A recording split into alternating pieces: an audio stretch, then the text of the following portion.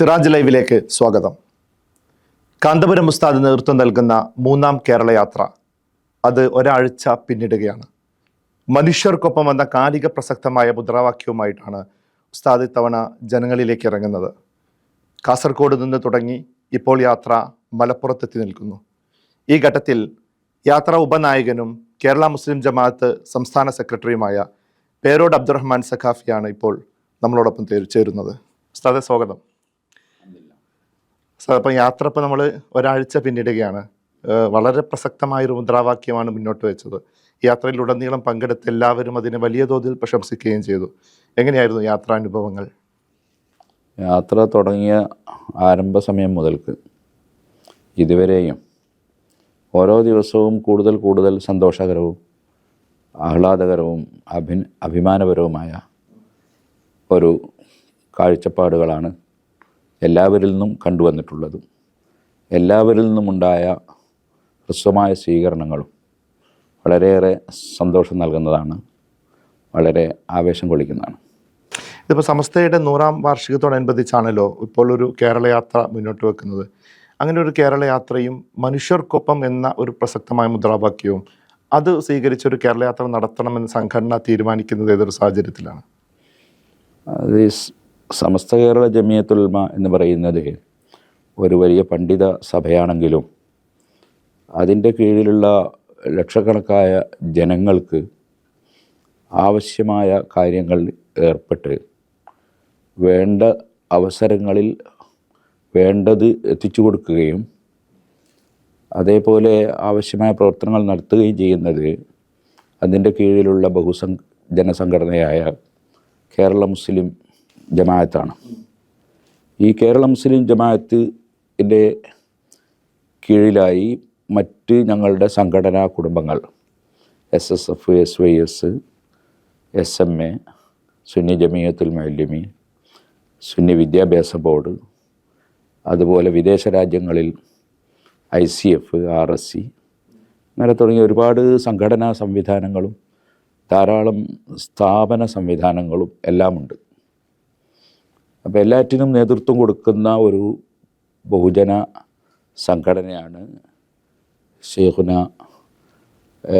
Indian grand Mufti സുൽത്താനുൽ ഉലമ ഉസ്താദ് അവറുകൾ പ്രസിഡൻറ്റും ബഹുമാനപ്പെട്ട ബദറുസ്സാദാത്ത് ഖലീൽ ബുഖാരി തങ്ങൾ അവറുകൾ ജനറൽ സെക്രട്ടറിയുമായുള്ള ഈ സംഘടന. അപ്പോൾ ഈ സംഘടന അതിൻ്റെ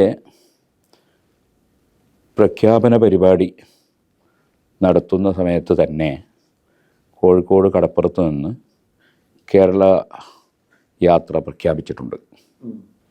അന്ന് തന്നെ ആ സദസ്സിലുള്ള ആയിരക്കണക്കിന് ജനങ്ങൾ, പ്രത്യേകിച്ച് സംഘടനാ പ്രവർത്തകർ വളരെ ആവേശപൂർവ്വമാണ് മറ്റുള്ള പല പദ്ധതികളും ഞങ്ങൾ പ്രഖ്യാപിച്ചെങ്കിലും കേരള യാത്ര പറയുമ്പോൾ ഉണ്ടായ ഒരു പ്രത്യേക ആവേശം ഞങ്ങൾക്ക് അത് നടത്തിയേ പറ്റൂ എന്ന തീരുമാനത്തിൽ ഞങ്ങളെ എത്തിച്ചത്. അത് ഏകദേശം ഒരു വർഷങ്ങൾക്ക് മുമ്പാണ്.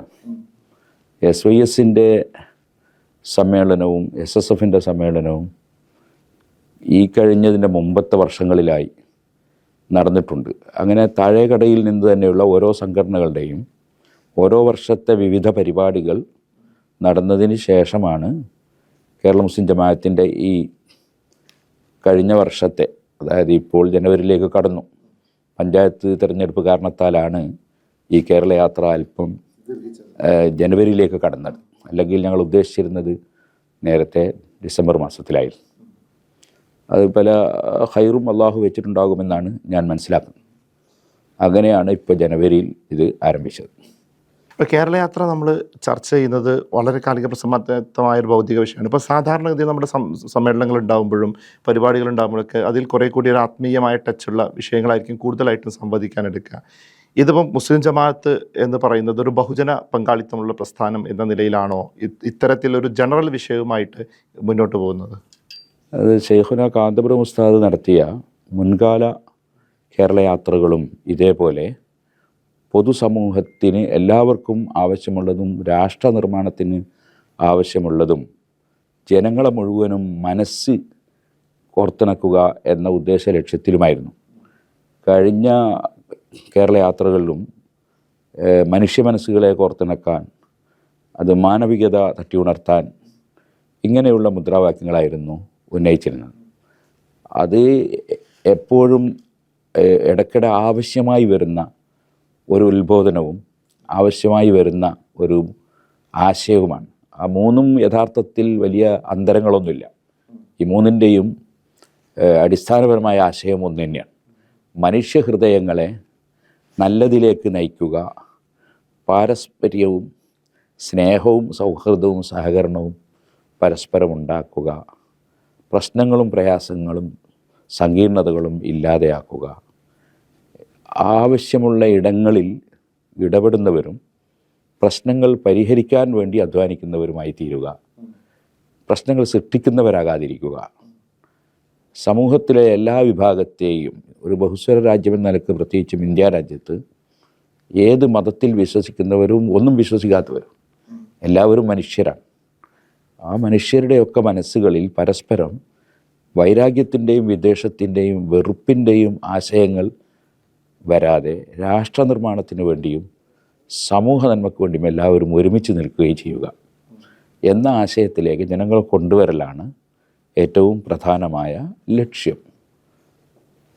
ഇപ്പം നമ്മളിപ്പം പത്രസമ്മേളനങ്ങളിലൊക്കെ എല്ലാവരും ചോദിക്കുന്ന ഒരു പ്രധാനപ്പെട്ട ചോദ്യമുണ്ട്. ഇപ്പം നിയമസഭാ തെരഞ്ഞെടുപ്പ് അടുത്ത് വരികയാണ്. ആ ഒരു സമയത്ത് നമ്മൾ ഇങ്ങനെ ഒരു മുദ്രാവാക്യവുമായിട്ട് ജനങ്ങളിലേക്ക് ഇറങ്ങുന്നു. അതൊരു ഭൗതികമായ ഒരു മുദ്രാവാക്യം തന്നെ സ്വീകരിച്ചുകൊണ്ട് ഇറങ്ങുന്നു. കേരള മുസ്ലിം ജമാഅത്ത് രൂപീകരിക്കപ്പെട്ട സമയത്ത് തന്നെ വലിയ തോതിൽ അഭ്യൂഹങ്ങളുണ്ടായിരുന്നു, ഇതൊരു രാഷ്ട്രീയ പാർട്ടി ആവാനുള്ള ശ്രമങ്ങളുണ്ടോ എന്ന്. ഇപ്പോഴും ആ ചോദ്യങ്ങൾ ഉയരുകയാണ്. കേരള മുസ്ലിം ജമാഅത്തിന് ഒരു രാഷ്ട്രീയ പാർട്ടിയിലേക്കുള്ള മാറ്റം ഉണ്ടാകുമോ എന്ന ചോദ്യത്തിന് എന്താണ് മറുപടി? രാഷ്ട്രീയ പാർട്ടികളുടെ കുറവ് നമ്മുടെ രാജ്യത്തോ കേരളത്തിൽ പ്രത്യേകിച്ചുമോ ഉണ്ടെന്ന അഭിപ്രായം ഞങ്ങൾക്കില്ല. ഉള്ള രാഷ്ട്രീയ പാർട്ടികൾ തന്നെ എല്ലാവരും ഒത്തൊരുമിച്ച് രാഷ്ട്രനിർമ്മാണ പ്രവർത്തനങ്ങൾക്ക് വേണ്ടി മനസ്സുകളൊക്കുകയും നന്മയിൽ എല്ലാവരും കൂട്ടുചേരുകയും തിന്മയിൽ നിന്ന് എല്ലാവരും പിന്തിരിയുകയും ചെയ്യുകയാണെങ്കിൽ ഉള്ള രാഷ്ട്രീയ പാർട്ടികളുടെ എണ്ണക്കുറവ് കൊണ്ട് നമ്മുടെ നാട്ടിൽ എന്തെങ്കിലും വിപത്തുണ്ടാകുമെന്ന അഭിപ്രായം നമ്മൾക്കില്ല. അതേസമയം രാഷ്ട്രീയ പാർട്ടിയിൽ ഏതെങ്കിലും ഒരു പാർട്ടിയായി നിൽക്കുമ്പോൾ സ്വാഭാവികമായും നിഷ്പക്ഷമായി സമൂഹത്തിൻ്റെയും ജനങ്ങളുടെയും വിഷയങ്ങളിൽ ഇടപെടാനോ അത് പരിഹരിക്കാൻ വേണ്ടിയുള്ള മാർഗങ്ങൾ തേടാനോ സാധിക്കാതിരിക്കുകയായിരിക്കും ഫലം. അതേസമയം ഒരു പ്രത്യേക രാഷ്ട്രീയ പാർട്ടിയുടെ ആളാകാതിരിക്കുമ്പോൾ നിഷ്പക്ഷമായി വിഷയങ്ങളെ വിലയിരുത്തി അംഗീകരിക്കേണ്ടതിനെ അംഗീകരിക്കാനും തള്ളേണ്ടതിനെ തള്ളാനും പ്രചോദിപ്പിക്കേണ്ടതിനെ പ്രചോദിപ്പിക്കാനും നിരുത്സാഹപ്പെടുത്തേണ്ടതിനെ നിരുത്സാഹപ്പെടുത്താനും ഇടപെടാൻ സാധിക്കും. അതായിരിക്കും സമൂഹത്തിന് കൂടുതൽ ഉപകാരം ലഭിക്കുന്നത്. അതുകൊണ്ട് തന്നെ നമ്മൾ ഒരു പണ്ഡിത സംഘടന അല്ലെങ്കിൽ മതസംഘടന എന്ന നിലക്ക് ഈ ഒരു രാഷ്ട്രീയ പാർട്ടിയാകാൻ അത് ഞങ്ങളുടെ മുൻഗാമികളായ പണ്ഡിതന്മാർ ശ്രമിച്ചിട്ടില്ല. അതിനെ പിന്തുടർന്ന് ഞങ്ങളും അതിലേക്ക് ശ്രമിച്ചിട്ടുമില്ല, ഉദ്ദേശിച്ചിട്ടുമില്ല. പിന്നെ ഊഹാപോഹങ്ങൾ എന്ന് പറയുന്നത് ലോകത്ത് ഏത് വിഷയത്തെ സംബന്ധിച്ചും ഈ വക്താക്കൾ ഉദ്ദേശിക്കാത്ത പലതിനെയും ഊഹിക്കുകയും അതുപോലെ വക്താവ് ഉദ്ദേശിക്കാത്ത പല വിധത്തിലും വ്യാഖ്യാനിക്കുകയും ചെയ്യുക എന്നത് അത് നടന്നുകൊണ്ടിരിക്കുന്ന ഒരു കാര്യമാണ്. അനുഭവിക്കുമ്പോൾ എല്ലാവർക്കും ബോധ്യപ്പെടും എന്താണ് എന്തിനാണ് എന്നത്. അതാണ് ഇപ്പോൾ നടന്നുകൊണ്ടിരിക്കുന്നത്. അപ്പോൾ ഒരു ചോദ്യം അവിടെ ബാക്കിയാവുന്നുണ്ട്. ഇപ്പം മതസംഘടനകൾ രാഷ്ട്രീയത്തിൽ ഇടപെടരുത്, രാഷ്ട്രീയക്കാർ മതസംഘടനയിൽ ഇടപെടരുത്, അങ്ങനെ ഒരു തത്വം പൊതുവിൽ പറയാറുണ്ടല്ലോ. അപ്പം നമ്മളൊരു മതസംഘടന എന്ന നിലയിൽ ഈ ഒരു മുദ്രാവാക്യവുമായിട്ട് മുന്നോട്ട് പോകുമ്പോൾ രാഷ്ട്രീയ കാര്യങ്ങളിൽ നിലപാടുകൾ പറയുമ്പോൾ അതുണ്ടാക്കുന്ന ഒരു ഇമ്പാക്റ്റ് എങ്ങനെയായിരിക്കും?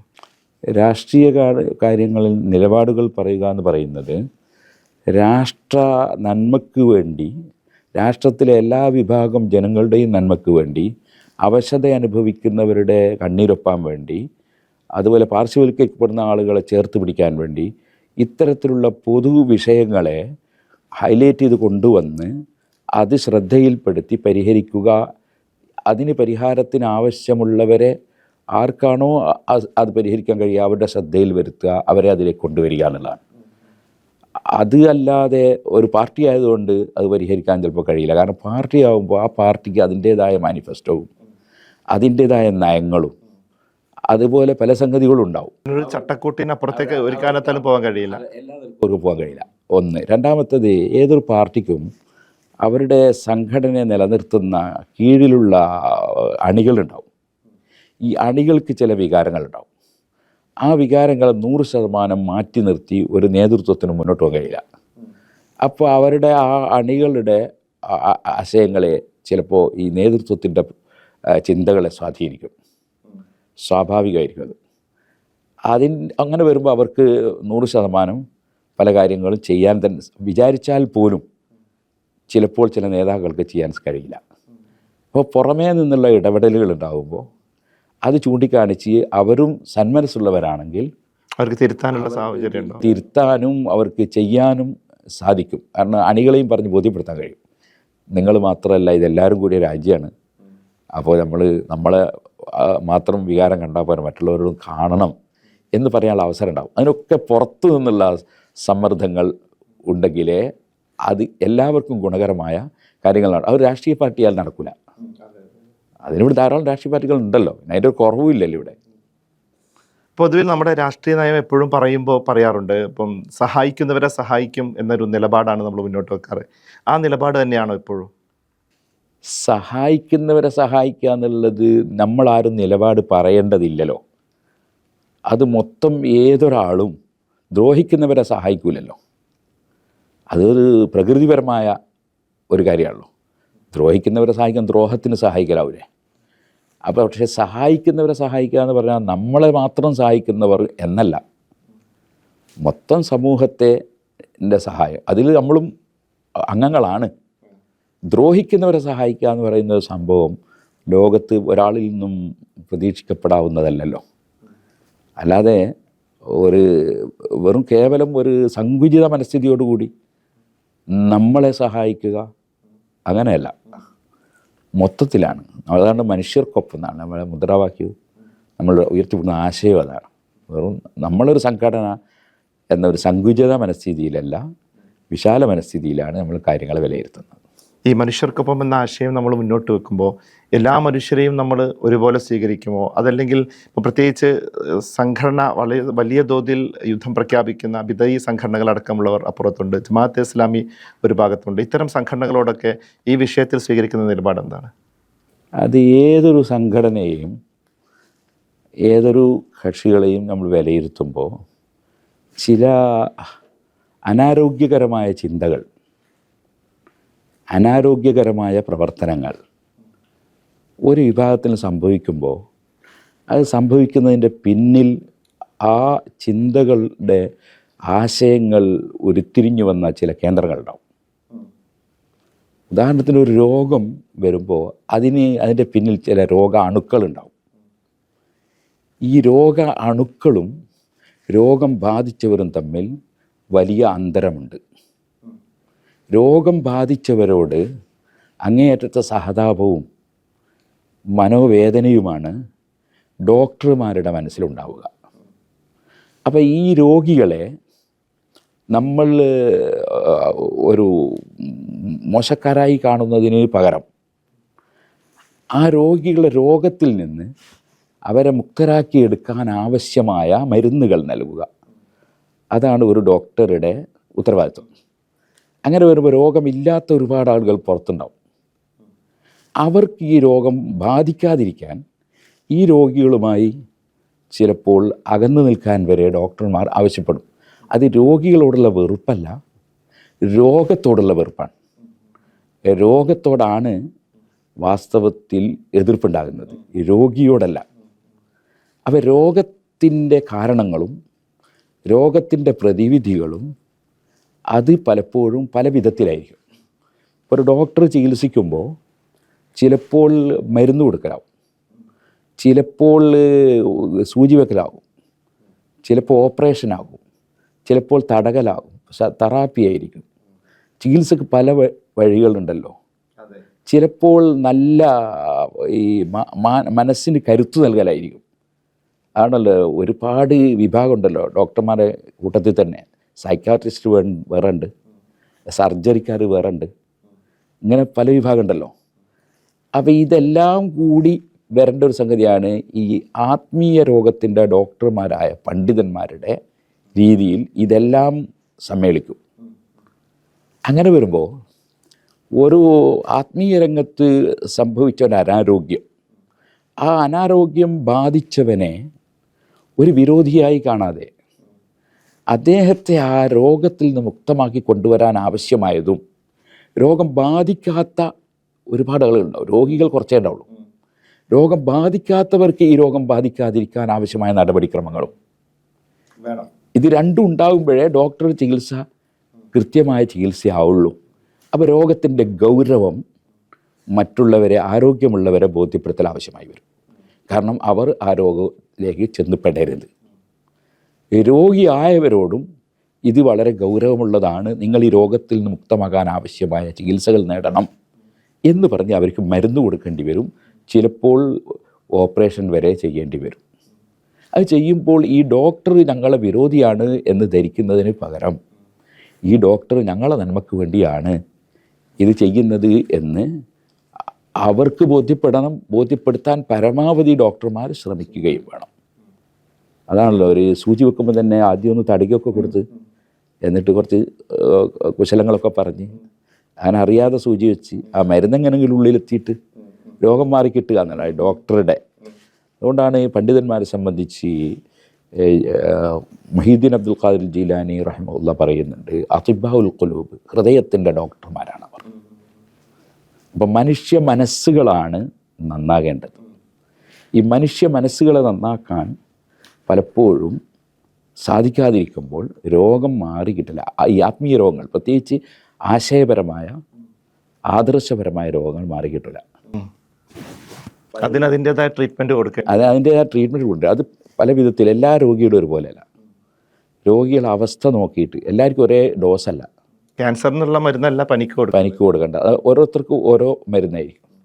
അപ്പോൾ അത് കൊടുക്കുമ്പോൾ തന്നെ അവർക്കത് എത്രത്തോളം താങ്ങുന്നുള്ളത് കൂടി നോക്കണം. ഒരു ചെറിയ കുട്ടിക്ക് കൊടുക്കുന്ന ഡോസ് അല്ല വലിയ ആൾക്ക് കൊടുക്കുക. അത് ഡോക്ടർമാരായ ആളുകൾക്ക് വലിയ ഉത്തരവാദിത്വം ഉള്ളത് ആണെങ്കിൽ അത് മനുഷ്യ ശരീരത്തിന് ചികിത്സിക്കുന്ന ഡോക്ടർമാരാണ്. ഇത് മനുഷ്യൻ്റെ ആത്മാവിനെ ചികിത്സിക്കുന്ന ഡോക്ടർമാരാണ് പണ്ഡിതന്മാർ.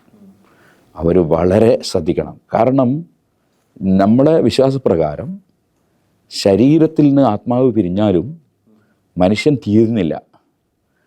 മനുഷ്യൻ പിന്നെയും തുടർന്ന് ജീവിക്കുകയാണ്. പാരത്രിക ലോകത്തെക്കുറിച്ചാണ് ഖുർആൻ ലഹിയൽ ഹൈവാൻ എന്ന്. അതാണ് യഥാർത്ഥ ജീവിതം.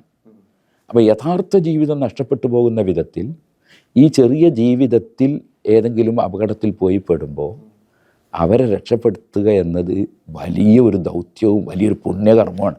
അതുകൊണ്ടാണ് മുഹമ്മദ് നബി സല്ലല്ലാഹു അലൈഹി വസല്ലം, നിങ്ങൾ മുഖേന അള്ളാഹു ഒരാളെ സന്മാർഗത്തിലാക്കിയാൽ ഈ ഭൗതിക ലോകം മുഴുക്കയും കിട്ടുന്നതിനേക്കാൾ, ദുന്യാവിലുള്ള മുഴുവൻ കിട്ടുന്നതിനേക്കാൾ ഹൈറാണെന്ന് പറയുന്നത് ഒരാൾ സന്മാർഗത്തിലെത്തിയാൽ.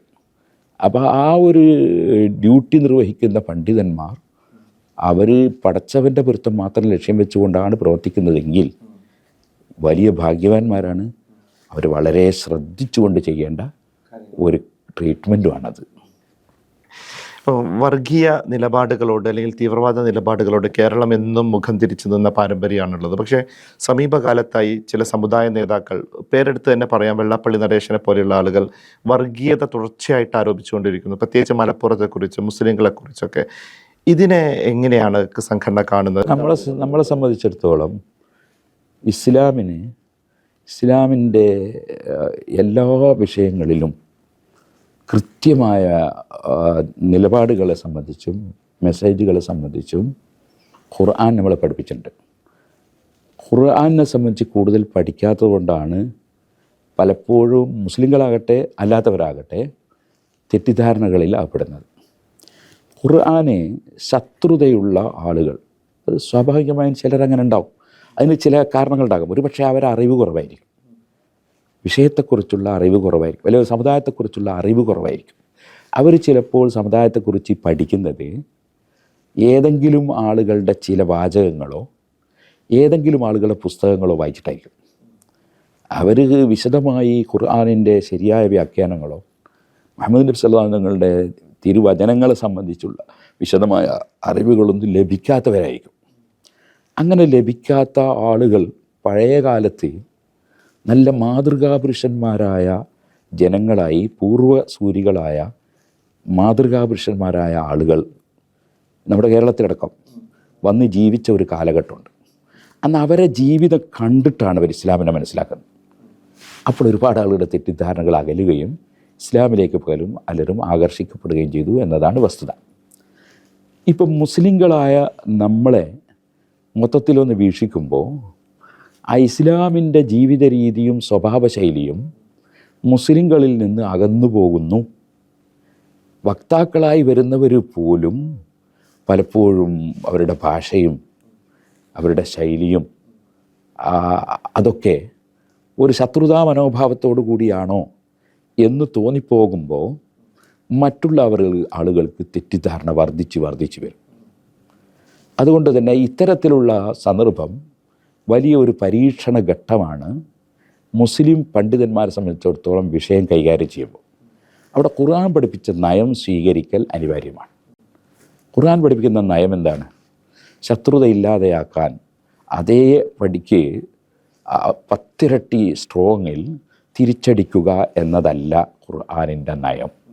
ഖുർആൻ പഠിപ്പിച്ച നയം ഇദ്ഫഅ ബില്ലത്തി ഹിയ അഹ്സൻ, നന്മ കൊണ്ട് തിന്മയെ ഉപരോധിക്കുക. ഫൈദല്ലദീ ബൈനക വബൈനഹു അദാവത്തുൻ, നിങ്ങളോട് ശത്രുതയുള്ള ആളുകളുണ്ടെങ്കിൽ അവർ കഅന്നഹു വലിയുൻ ഹമീം, അവർ ഉറ്റമിത്രങ്ങളായതുപോലെ നിങ്ങൾക്ക് അനുഭവിക്കാൻ കഴിയുന്നതാണ്. അതാണ് മുഹമ്മദ് നബി സല്ലല്ലാഹു അലൈഹി വസല്ലം 13 വർഷത്തോളം മക്കയിൽ പ്രബോധനം നടത്തിയപ്പോൾ അന്നുണ്ടായ ശത്രുതയുടെ ഒരു ചെറിയ കണിക പോലും ഇന്നില്ലല്ലോ. ആ 13 കൊല്ലവും ഖുർആൻ നിർദ്ദേശിച്ച നിർദ്ദേശവും നബി സല്ലല്ലാഹു നിങ്ങൾ കാണിച്ച നയവും അത് ശത്രുതയ്ക്ക് പകരം ശത്രുതയല്ല, മറിച്ച് വളരെ ലോലമായി വളരെ സൗമ്യമായി വിഷയങ്ങൾ പറഞ്ഞു കൊണ്ട് മനസ്സിലാക്കി കൊടുക്കുക എന്നാണ്. തെറ്റിദ്ധാരണ എന്ന് പറയുന്നത് പലപ്പോഴും സംഭവിക്കുന്നവരിൽ ചിലർ അവരുടെ ആ തെറ്റിദ്ധാരണ നീങ്ങുമ്പോൾ അവർ അനുകൂലികളായി മാറും. അങ്ങനെയാണ് ഉമർ ഇബ്നുൽ ഖത്താബ് റളിയല്ലാഹു അൻഹു അടക്കം ഇസ്ലാമിൻ്റെ ഏറ്റവും ഉയർന്ന വക്താക്കളായി മാറുന്നത്. അവരുടെ ധാരണ തിരുത്തപ്പെടുകയാണ്. അങ്ങനെയാണ് ഏറ്റവും കൂടുതൽ ശത്രുത കാണിച്ച അബൂജഹലിൻ്റെ മകൻ പിന്നെ മുഹമ്മദ് നബി സല്ലല്ലാഹു അലൈഹി വസല്ലം അടുത്ത അനുയായിയായി മാറുന്നത്.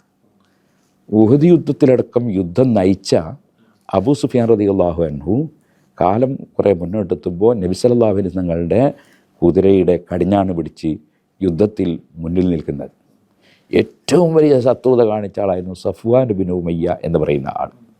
അദ്ദേഹത്തിന് നബി സല്ലല്ലാഹു അലൈഹി വസല്ലം മക്കയിൽ ഭരണം കിട്ടിയതിന് ശേഷം അദ്ദേഹം മക്ക വിട്ടു പോകാൻ വേണ്ടി ജിദ്ദയിലെത്തി. അദ്ദേഹം കപ്പൽ കയറാൻ നോക്കുമ്പോൾ അദ്ദേഹത്തിൻ്റെ സുഹൃത്ത് പോയിട്ട് അദ്ദേഹത്തെ വിളിച്ചുകൊണ്ട് നിങ്ങൾ വിചാരിച്ച പോലെ അല്ല മുഹമ്മദ് നബി എന്ന് പറഞ്ഞാൽ, നിങ്ങൾ വരൂ എന്ന് പറഞ്ഞപ്പോൾ അങ്ങനെ വന്നാൽ ഈ രാജ്യത്ത് എനിക്ക് ജീവിക്കാൻ സ്വാതന്ത്ര്യം ഉണ്ടാകുമോ എന്ന ഭയത്തിലായിരുന്നു അദ്ദേഹം.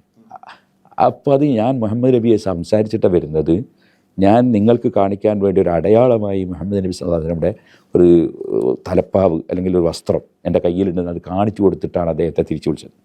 വന്ന ഉടനെ അദ്ദേഹം മക്കയിൽ നിൽക്കാൻ വേണ്ടിയുള്ള വിസയാണ് ചോദിച്ചത്. ചോദിച്ചതിനേക്കാൾ കൂടുതൽ സമയത്തേക്ക് വിസ കൊടുക്കുകയാണ് ചെയ്തത്. അദ്ദേഹം അവിടെ നിന്നതിന് ശേഷം പിന്നെ അദ്ദേഹം ആവശ്യപ്പെട്ടത് ഹുനൈൻ യുദ്ധത്തിന് പോകുമ്പോൾ എന്നെയും കൂടി യുദ്ധത്തിൽ പട്ടാളക്കാരനാക്കുമെന്ന് അയാൾ ചോദിച്ചു. അദ്ദേഹം മറ്റൊരു മതത്തിൽ നിന്നുകൊണ്ട്, ഇസ്ലാം മതത്തിൽ വന്നിട്ടല്ല, മുഹമ്മദ് നബി സല്ലല്ലാഹു അലൈഹി വസല്ലം തങ്ങൾ അദ്ദേഹത്തെ അതിന് കൂട്ടിയെന്ന് മാത്രമല്ല, അദ്ദേഹത്തിൻ്റെ അടുക്കൽ കുറേ ആയുധങ്ങളുണ്ടായിരുന്നു. ആയുധങ്ങൾ യുദ്ധത്തിൽ ഉപയോഗപ്പെടുത്താൻ വേണ്ടി അദ്ദേഹത്തോട് തൽക്കാലത്തേക്ക് വാങ്ങുകയും ചെയ്തു. അദ്ദേഹം ചോദിച്ചിരുന്നു, ഇത് പിടിച്ചെടുക്കുകയാണോ അല്ലെങ്കിൽ തൽക്കാലം എന്നോട് ഇത് വായ്പ വാങ്ങുകയാണോ? വായ്പയാണെന്ന് പറഞ്ഞു. അങ്ങനെ അദ്ദേഹത്തിൻ്റെ ആയുധം ഉപയോഗിച്ചു. അദ്ദേഹവും അതിൽ പങ്കെടുത്തു യുദ്ധത്തിൽ, ഈ ഇസ്ലാം മതത്തിലേക്ക് കടക്കാതെ തന്നെ. അതിനുശേഷം അദ്ദേഹത്തിന് നബി സല്ലല്ലാഹു അലൈഹി വസല്ലം തങ്ങൾ ധാരാളം നൽകി, ഒരുപാട് സ്വത്തുക്കളൊക്കെ കൊടുത്ത് അദ്ദേഹത്തിന് മെമൻറ്റോ നൽകി. അങ്ങനെ കുറേ കഴിഞ്ഞതിന് ശേഷമാണ് അദ്ദേഹം ഇസ്ലാമിലേക്ക് വരുന്നത്. അപ്പോൾ സ്വഭാവത്തിലൂടെയും നയങ്ങളിലൂടെയുമാണ് മുഹമ്മദ് നബി സല്ലല്ലാഹു അലൈഹി വസല്ലം നിങ്ങൾ ജനങ്ങളെ ഹൃദയം മാറ്റിയെടുത്തത്. ഖുർആൻ പഠിപ്പിക്കുന്ന ആശയം അതാണ്, നന്മ കൊണ്ട് തിന്മയെ ഉപരോധിക്കുക. അതുകൊണ്ടാണ് മുസ്ലിം പണ്ഡിതന്മാർ ഇത്തരത്തിലുള്ള ചില വാർത്തകളും മറ്റും കാണുമ്പോൾ അതേ നയത്തിലും അതേ നാണയത്തിലും പ്രതികരിക്കാതെ ഖുർആൻ പഠിപ്പിച്ച അശുദ്ധ. കാരണം ഞങ്ങളെ സംബന്ധിച്ചിടത്തോളം അദ്ദേഹമടക്കം ഇസ്ലാമിനെ തെറ്റിദ്ധരിച്ച ആളായിരിക്കും.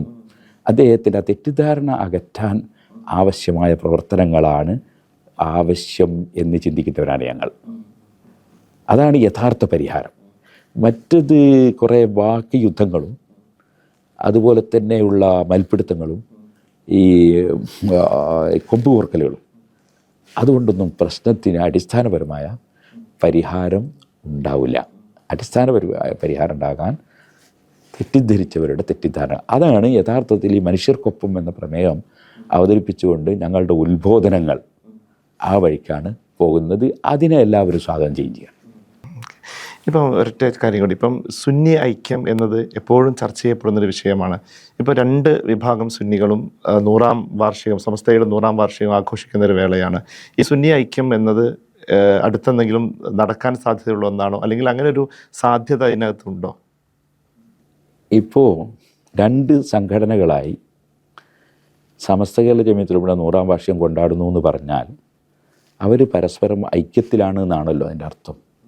കാരണം സമസ്ത കേരള ജമിയത്തുലമയുടെ ആശയവും സമസ്തയും ആദരിക്കപ്പെടേണ്ടതും അംഗീകരിക്കപ്പെടേണ്ടതുമാണ് എന്നതിൽ 2 സംഘടനകളും ഐക്യത്തിലാണ്. അതുകൊണ്ടാണല്ലോ 2 വിഭാഗവും സമ്മേളനങ്ങൾ നടത്തുന്നത്. അപ്പോൾ ആശയപരമായി ആ വിഷയത്തിൽ അവർ ഐക്യത്തിലായി കഴിഞ്ഞു, തർക്കങ്ങളില്ല. പിന്നെ കുറച്ച് മുമ്പ് കുറച്ച് അസ്വാരസ്യങ്ങളും കുറേ തർക്ക വിതർക്കങ്ങളൊക്കെ ആയി കുറേ നമ്മൾ അനുഭവിച്ചിട്ടുണ്ട്. അത് ഓരോരുത്തരും അവരവരുടേതായ ന്യായവശങ്ങൾ പറയാനൊക്കെ സമയവും കണ്ടെത്തിയിട്ടുണ്ടാവും. അത് സ്വാഭാവികമായും ഉണ്ടാകുന്ന ഒരു സംഗതിയാണ്. അവിടെയും എല്ലാവരും തുല്യരായിക്കൊള്ളണം എന്നില്ല. ചിലരുടെ ശൈലിയും നയവും അതൊന്നായിരിക്കും, വേറെ ചിലരുടെ ശൈലിയും നയം മറ്റൊന്നായിരിക്കും. ഏതായിരുന്നാലും അത് കഴിഞ്ഞ കാല സംഭവങ്ങളാണ്. അപ്പോൾ ഇന്നത്തെ ഒരു സാഹചര്യത്തിൽ സുന്നികൾ ഐക്യത്തിലാണ് എന്നുള്ളതാണ് ശരി. അതുകൊണ്ടാണല്ലോ സമസ്തയുടെ സമ്മേളനം 2 വിഭാഗവും സംഘടിപ്പിക്കുകയാണല്ലോ. അപ്പോൾ സംഭവത്തിൽ അവർ ഐക്യത്തിലാണല്ലോ. ആശയത്തിൽ ഐക്യ വ്യത്യാസം അടിസ്ഥാനപരമായിട്ടില്ലല്ലോ. അപ്പോൾ ഐക്യത്തിലാണ് ഇപ്പോൾ ഉള്ളത്. ഇനി അതിനേക്കാൾ കൂടുതൽ ഐക്യം വികസിക്കണം എന്ന് ആഗ്രഹിക്കുന്നവരുണ്ടാകാം. അത് അൽഹംദുലില്ലാഹ് അള്ളാഹു നിശ്ചയിച്ചതൊക്കെ നടക്കും. അതിനുവേണ്ടിയുള്ള ശ്രമങ്ങൾ ഏത് ഭാഗത്തുണ്ടായിരുന്നാലും നമ്മളെ സംഘടനയെ സംബന്ധിച്ചിടത്തോളം ശൈഖുനാ ഉസ്താദ് അവറുകൾ അത് സ്വാഗതം ചെയ്യുന്ന ആളാണ്. സാറിൻ്റെ തിരക്ക് പിടിച്ച സമയമായതുകൊണ്ട് ഞാൻ കൂടുതൽ ചോദ്യങ്ങളിലേക്ക് പോകുന്നില്ല. സന്തോഷം.